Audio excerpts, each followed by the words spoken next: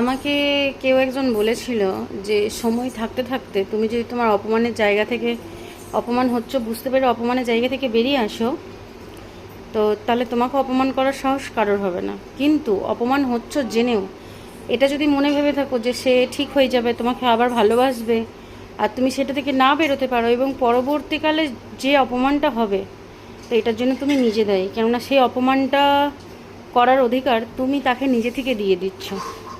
তো সময় থাকতে যে জায়গায় তোমার কোনো দরকার নেই, কদর নেই, তো সেই জায়গা থেকে বেরিয়ে যাওয়াই ভালো।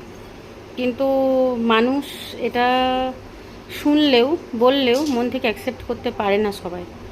চেষ্টা করে যদি সব ঠিক হয়ে যায়, যদি সব ঠিক হয়ে যায়।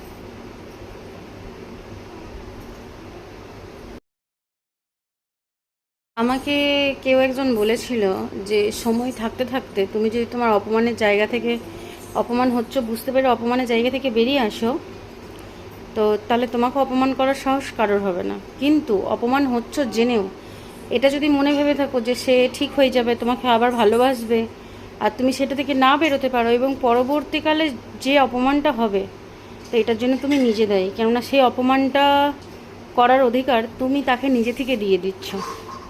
তো সময় থাকতে যে জায়গায় তোমার কোনো দরকার নেই, কদর নেই, তো সেই জায়গা থেকে বেরিয়ে যাওয়াই ভালো। কিন্তু মানুষ এটা শুনলেও বললেও মন থেকে অ্যাকসেপ্ট করতে পারে না সবাই।